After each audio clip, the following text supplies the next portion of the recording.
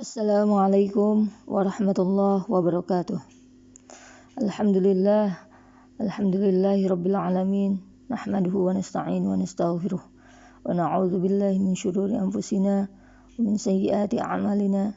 May yahdihillahu fala mudilla lahu wa may yudlil fala hadiyalah.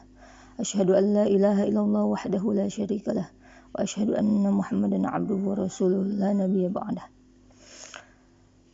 Kawan-kawanku yang dirahmati oleh Allah Subhanahu wa taala, sebelumnya tidak henti-hentinya saya mengingatkan kepada kawan-kawan semua agar senantiasa memulai segala sesuatu, terutama dalam pembelajaran kita kali ini, untuk senantiasa berdoa kepada Allah agar Allah Subhanahu wa taala memudahkan kita dalam memahami setiap materi-materi yang ada, dan mudah-mudahan ketika materi-materi ini sudah kita pahami, maka insya Allah dengan mudah akan kita amalkan dalam kehidupan kita sehari-hari. Baik kawan-kawanku sekalian yang dirahmati oleh Allah, hari ini insya Allah saya akan membaca surat Ghafir, yaitu surat Al-Mu'min ya. Jadi surat Al-Mu'min dengan surat Al-Ghafir itu sama. Surat Ghafir yaitu surat ke-40, ayatnya adalah ayat 60. Boleh kawan-kawan disimak, dilihat Al-Qur'annya. Jika ada kesalahan mohon dikoreksi. A'udzu billahi minasy syaithanir rajim. Bismillahirrahmanirrahim. Wa qala rabbukum ud'uni astajib lakum innal ladzina yastakbiruna an ibadati sayadkhuluna jahannama dakhirin. Ya. Artinya, dan Tuhanmu berfirman, berdoalah kepadaku, niscaya akan aku perkenankan bagimu. Sesungguhnya orang-orang yang sombong tidak mau menyembahku akan masuk ke neraka jahanam dalam keadaan hina dina. Kawan-kawanku sekalian yang dirahmati oleh Allah Subhanahu wa taala, ayat ini menjelaskan kepada kita bahwa Allah menginginkan kita untuk senantiasa berdoa kepada Allah. Allah senantiasa menginginkan kita untuk meminta segala sesuatu hanya kepada Allah. Allah hanya menginginkan kita untuk mencurahkan segala apapun kerisauan hati kita, masalah kita, kegundahan hati kita, itu hanya kepada Allah. Lalu boleh nggak sebenarnya kita meminta solusi kepada manusia? Nah, bagi kawan-kawan yang mungkin pernah minta pendapat ke saya ya, bukan solusi, kalau ke saya mah pasti ini namanya pendapat. Pendapat ke saya boleh nggak? Boleh-boleh saja, nggak apa-apa. Selama kita hanya berharap hanya kepada Allah. Karena sebaik-baik jawaban adalah jawaban dari Allah. Sebaik-baik pembimbing adalah pembimbing dari Allah langsung. Makanya kemarin waktu pas selesai grup ya, saya keluar grup, banyak sekali yang japri, nangis gitu. Ya mungkin manusiawi, tidak masalah ya nangis gitu. Tapi harus tetap diingat bahwa si Najwa ini banyak sekali kekurangannya. Si Najwa ini banyak sekali kehilafannya. Dan sebaik-baiknya pembimbing yang bisa membimbing kita, yang bisa menunjukkan jalan kebaikan kepada kita adalah Allah Subhanahu wa taala. Dan tentunya kita harus terus meminta kepada Allah agar senantiasa kebaikan ini akan terus ada dalam hati kita, dalam kehidupan kita. Karena ketika Allah menginginkan kebaikan untuk kita, maka Allah yang akan menunjukkan jalannya. Jadi kita terus dituntun sama Allah dan kita harus minta sama Allah. Makanya di setiap sholat juga kan kita selalu minta ya. Di dalam surat Al-Fatihah, ihdinas siratal mustaqim. Ihdinas siratal mustaqim. Ya Allah, tunjukkan kami ke dalam jalan yang lurus. Kita minta bahwa Allah terus akan menunjukkan kita ke dalam jalan yang lurus. Jangan sampai nanti kita salah jalan, jangan sampai kita nanti salah arah. Ya, makanya kita harus minta sama Allah. Bukan hanya ketika sholat, bahkan di setiap saat. Saya sarankan kepada kawan-kawan semua untuk bisa me time terus dengan Allah ya.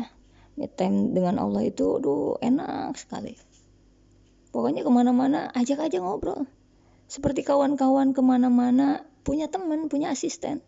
Ngobrol. Makanya ketika misalkan ada di antara kawan-kawan yang nanya, teh saya ini lagi begini nih, lagi mau nikah misalkan gitu, doa terbaiknya apa ya teh ya? Ada amalan doa terbaiknya enggak yang biasa teteh panjatkan? Saya sampaikan kepada kawan-kawan semua kalau saya sebetulnya tidak ada amalan khusus untuk doa ya. Harus baca doa ini, doa itu, enggak. Baca doa sesuai dengan pemahaman kita. Pakai bahasa kita sendiri. Paling misalkan dianjurkan buat kawan-kawan semua kalau yang mau lebih afdol ya pakai nama-nama Allah gitu. Agar senantiasa ini lebih spesifik lah. Misalkan minta rezeki ya sebut nama Allah. Ya Razak, ya Razak, ya Razak, Allah yang memberi rezeki. Pengen disayang sama Allah, ya Rahman, ya Rahim, ya Rahman, ya Rahim. Seperti itu. Nah, baik, kita lanjutkan ya. Dan Tuhanmu berfirman, berdoalah kepadaku, niscaya akan aku perkenankan bagimu. Kawan-kawan yang dirahmati oleh Allah Subhanahu wa taala. Ini Allah loh yang ngomong loh, bukan Nashwan yang ngomong nih. Ini Allah yang ngomong. Ketika kita berdoa kepada Allah, maka Allah yang akan perkenankan. Allah yang akan mengabulkan segala hajat dan cita-cita kita. Dan semua doa-doa kita itu insya Allah akan dikabulkan. Ya, mau itu doanya yang luas, yang sempit, seperti halnya kita sudah ketahui bersama dan kita sudah pelajari bersama bahwa di SWTD ini nggak boleh doa-doa yang sedikit, nggak boleh doa-doa yang sempit, harus doanya yang luas, yang besar, yang banyak, yang manfaat gitu.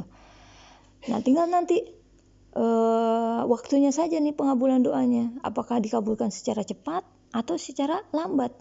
Kalau secara cepat berarti bagaimana? Berarti doanya harus diperluas. Doanya harus memiliki manfaat sebanyak-banyaknya untuk orang lain. Nah, insya Allah ketika kita berdoa itu, maka Allah akan memberikan jawaban 3. Yang pertama, Allah akan memberi jawaban yes. Ya, aku akan kabulkan. Segera Allah akan kabulkan. Kemudian yang kedua jawabannya adalah no, tidak. Kok tidak? Iya, tidak. Aku akan memberikan yang lebih baik daripada itu. Jadi kawan-kawanku sekalian, yang mungkin doanya, kok saya doanya enggak terkabul. Bukan tidak terkabul, tetapi Allah akan menggantikan jauh lebih baik. Saya ingin cerita ya. Waktu dulu saya umroh, alhamdulillah semua keinginan, semua cita-cita yang saya minta sama Allah di depan Ka'bah, ketika saya umroh di Masjid Nabawi, di Raudhah, itu alhamdulillah semuanya tercapai hari ini. Semuanya, insya Allah, kecuali satu. Apakah itu? Saya ingin memiliki anak laki-laki yang tidak Allah kabulkan. Maksudnya yang tidak Allah kabulkan ya. Kenapa Allah tidak kabulkan? Karena Allah tahu apa yang terbaik buat saya. Kemarin kita sudah bahas ya. Kadang-kadang seorang anak itu merengek-rengek itu minta sesuatu yang dia sendiri tidak paham bahwa yang dia minta itu adalah bukan yang terbaik. Kita boleh kok merengek-rengek sama Allah, ya Allah, tapi nanti Allah akan memberikan yang terbaik untuk kita. Apa pasal sih sebenarnya Allah tidak mengabulkan doa-doa saya? Mungkin ini ya. Makanya kita harus terus membangun husnuzon kepada Allah itu. Tidak boleh goyah. Ketika doa kita kok nggak dikabulin ya, tetap berprasangka baik sama Allah, tetap positive feeling sama Allah, tetap tenang aja udah, yakin aja kalau Allah pasti memberikan yang terbaik. Nah kan biasanya kalau anak laki-laki itu kan ya rata-rata ya, walaupun tidak semua, itu harus memiliki ekstra kesabaran. Saya punya teman anaknya laki-laki semua. Pas saya datang semuanya ditendang-tendangin. Masya Allah, saya ngelihat ya Allah, iya ya. Kalau saya punya anak laki-laki mungkin saya tidak sabar kali. udah semuanya udah pengennya ngomel-ngomel terus gitu. Si Najwa nih kurang sabar nih, dan Allah tahu kalau si Najwa dikasih anak laki-laki nih, nanti anak laki-lakinya kesian. Ataupun misalkan ya seperti kisahnya Nabi Khidir ya, yang membunuh seorang anak, itu pasti ditanya sama Nabi Musa, kenapa membunuh? Karena Nabi Khidir tahu bahwa si anak tersebut ketika nanti besar dia akan menjadi pembangkang kedua orang tuanya, makanya dibunuh gitu. Dan kita tidak pernah tahu, pokoknya udah ikutin, terima apapun yang memang Allah takdirkan untuk kita, dan kita tetap positive feeling terhadap Allah Subhanahu wa taala. Nah, makanya ketika misalkan berjalan waktu, padahal dulu itu waktu saya mau berprogram ya, punya anak laki-laki, itu 6 bulan sebelum kehamilan itu udah konsultasi nih sama dokter, apa nih yang harus dilakukan, sampai kata dokternya harus makan daging katanya gitu. Udah saya siapin tuh satu freezer itu makanan daging semua gitu. Terus harus makan ini makan itu, bahkan mohon maaf ya sampai berhubungan badan katanya harus begini harus begitu, itu dilakukan semua tuh demi untuk sebagai ikhtiar untuk bisa mendapatkan seorang anak laki-laki gitu. Tapi lagi-lagi Allah memberikan yang terbaik. Alhamdulillah pas keluar pas hamil kemudian di usia 4 bulan kandungan, saya dan suami sudah ya sepakat untuk bisa USG di usia yang sangat dini. Maksudnya enggak kan, kalau orang udah pokoknya biar surprise aja gitu kan, taunya pas surprise pas keluar gitu tidak mendapatkan anak sesuai harapan, akhirnya stres, pendarahan, sakit dan sebagainya. Nah, kita persiapkan nih mentalnya dari usia waktu saya mengandung 4 bulan. Alhamdulillah waktu itu kita USG, dan kata dokter, selamat ya Pak, Bu, anaknya perempuan lagi. Gitu. Alhamdulillah, jadi kita udah persiapan. Oh iya, insya Allah ini adalah yang terbaik. Makanya ketika ditanya sama abang, gimana udah USG belum? Udah bang. Terus anaknya apa? Perempuan lagi. Ya kan begitu ya. Namanya juga sama kakak gitu ya. Iya, gimana lagi tuh. Udah usaha udah gitu ya. Memohon dan berdoa sama Allah udah gitu. Tinggal kita pasrahkan apapun yang sudah Allah takdirkan untuk kita. Nah, itu ya kawan-kawanku yang dirahmati oleh Allah. Kita lanjut ya. Innal ladzina yastakbiruna an ibadati sayadkhuluna jahannama dakhirin. Sesungguhnya orang-orang yang sombong tidak mau menyembahku akan masuk ke neraka jahanam dalam keadaan hina dina. Oh, siapakah orang-orang yang sombong itu? Orang-orang yang tidak pernah berdoa. Kemarin saya pernah dapat cerita ini ya dari salah satu alumni. Ini alumni ini mengatakan, iya teh, saya padahal udah senang banget teh. Saya telat head gitu ya. Dan saya pengen banget gitu dan berharap banget saya bisa mengandung, karena saya sudah lama ini tidak memiliki anak dan saya pengen banget punya anak. Lalu kemudian saya tanya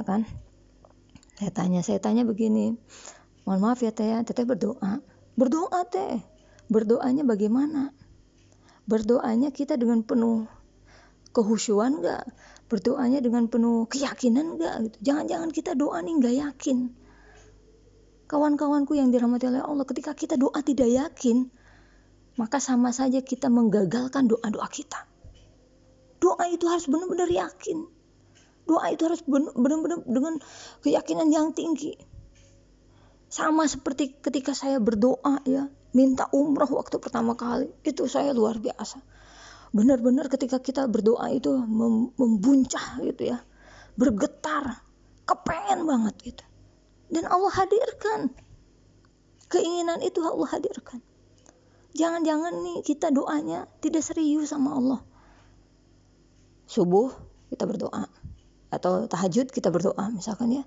Subuh tetap berdoa nih, minta anak atau minta apapun yang kita inginkan dalam hidup kita. Duha lupa kita minta. Zuhur lupa juga kita minta. Ingat-ingat lagi kapan Isya. Ingat lagi. Terus akhirnya ketika doa kita tidak terkabul, kita nyalahin Allah, gimana sih ya? Allah ini gimana ya? Kok nggak ngabulin doa-doa saya? Padahal kita doanya aja nggak serius. Coba deh kawan-kawan, cek dulu doa kita seperti apa sama Allah. Kalau saya bukan hanya setiap sholat saya minta sama Allah, tetapi ketika dalam perjalanan, dalam beraktivitas ya, itu saya terus dalam hati, ya Allah, Engkau pasti mengabulkan doa-doa saya. Engkau pasti mengijabah semua doa-doa saya, ya Allah. Ya Allah, tidak ada yang tidak mungkin, terus kita itu. Makanya kenapa kita harus berzikir kepada Allah, hati kita ini nggak boleh kosong. Kalau kosong nanti pikiran kita jadi kacau. Pikiran kita jadi mikirin sesuatu hal yang tidak bermanfaat gitu ya. Udah koneksi terus ke Allah. Terus aja mentokin kita pikiran kita ke Allah. Ya Allah, ya Allah, ya Allah, ya Allah. Banyakin baca sholawat. Sholawat ini untuk supaya kita tuh merayu Allah. Salah satu cara untuk merayu Allah. Karena kita menyebut nama orang yang dikasihi Allah, yaitu Rasul Muhammad SAW. Kita wasilahin gak apa-apa. Ya Allah, aku terus bersolawat kepada Nabi-Mu, kekasih-Mu. Mudah-mudahan ya Allah ini bisa menjadikan jalan Engkau ridho terhadapku, Engkau cinta kepadaku, dan Engkau kabulkan segala keinginan dan hajat-hajatku. Biarin orang mau bilang gak boleh pamrih sama Allah, biarin aja. Yang penting kita mintanya sama Allah kok. Emang kita minta sama siapa? Emang kita minta sama manusia yang capek? Enggak. Kita mintanya sama Allah yang memiliki kerajaan ini, yang memiliki dunia ini. Kita mintanya sama Allah. Tuh. Nah, kalau tadi Allah akan menjawab yes, no. Yang ketiga adalah white ya. Ini saya ambil dari ceramahnya Ustadz Hilman nih. Ini Ustadz Hilman itu alhamdulillah dulu kenal baik ya, saya kenal baik dengan beliau gitu, karena beliau dulu satu perusahaan dengan saya ya, Ustadz Hilman tersebut. Sekarang alhamdulillah udah masyhur, udah tenar ya, di TV sering lihat, di IG juga followernya udah banyak gitu. Tapi alhamdulillah kalau saya mention pasti dijawab sama beliau gitu. Nah ini luar biasa nih. Yang ketiga jawabannya adalah white. White itu apa? Tunggu, karena Allah itu pasti memberikan dan mengabulkan doa kita di waktu yang terbaik. Terus setelah kita sampaikan nih bahwa Allah mengabulkan doa-doa kita, lalu kita masih tetap nggak percaya sama Allah, banyakin baca istighfar kepada Allah. Kalau kita masih tidak percaya, ya jangankan kita nih, Nabi Ibrahim aja yang udah diangkat seorang nabi, pernah waktu itu masih tetap nggak percaya sama Allah. Sampai akhirnya Allah memerintahkan Nabi Ibrahim untuk mencincang burung ya. Allah memerintahkan untuk mengambil beberapa burung, lalu kemudian mencincang burung, dan burung tersebut setelah dicincang itu ditaruh di beberapa gunung. Ya, saking pengen dibuktikan gitu ya, bahwa Allah ini yang maha kuasa, Allah satu-satunya yang bisa mewujudkan segala impian-impian kita, cita-cita kita. Nah, apa sih kaitannya white itu apa? Tunggu, Allah akan memberikan waktu yang terbaik. Saya sering katakan sama anak-anak SAK, ayo kamu mau punya cita-cita apa? Pengen sekolah di mana? Di mana pengen sekolahnya? Di Mesir, di luar negeri, ya pengen apa? Mintanya dari sekarang. Jangan nunggu nanti. Ini doanya kalau udah mau SMA, ya udah kelas 3 SMA baru minta nih sama Allah nih. Ya Allah saya pengen sekolah di Mesir, ya Allah saya pengen jadi ini, jadi itu. Telat. Walaupun gak ada yang telat sebetulnya ya. Minta sama Allah mau bebas gitu ya, kapan aja. Tapi kan istilahnya kita nabung nih, tabungan alam semesta ya. Kita harus nabung nih dari sekarang nih, minta sama Allah agar senantiasa Allah kabulkan doa-doa kita. Jadi startnya itu kita udah curi-curi start udah dari sekarang. Nah lalu kapan Allah mengabulkannya? Masa iya misalkan anak SMP berdoa minta ke Mesir, Allah langsung kabulkan? Ya Allah saya pengen banget kuliah di Mesir. Nah anak SMP nih yang minta ya, contoh misalkan, ya Allah saya pengen banget kuliah di Mesir. Lalu terus Allah langsung kabulkan nih doanya, kan enggak pas. Karena dia mintanya kuliah. Berarti nanti Allah kabulkannya pada saat kapan? Saat dia kuliah. Jadi Allah itu pasti memberikan yang terbaik. Contoh lagi misalkan ya, kawan-kawan minta kaya nih saat ini. Terus Allah enggak kaya-kayakan. Kenapa? Karena Allah tahu nih, kalau si Anu dikasih kaya langsung nih, dia bakalan sombong nih. Dia akan menindas orang lain, dia akan meremehkan orang lain, dia tidak akan menghargai dirinya sendiri, bahkan tidak menghargai orang lain, bahkan dirinya sendiri juga dia tidak menghargai gitu ya. Jadi Allah pasti tahu yang terbaik untuk bisa mengabulkan doa-doa kita.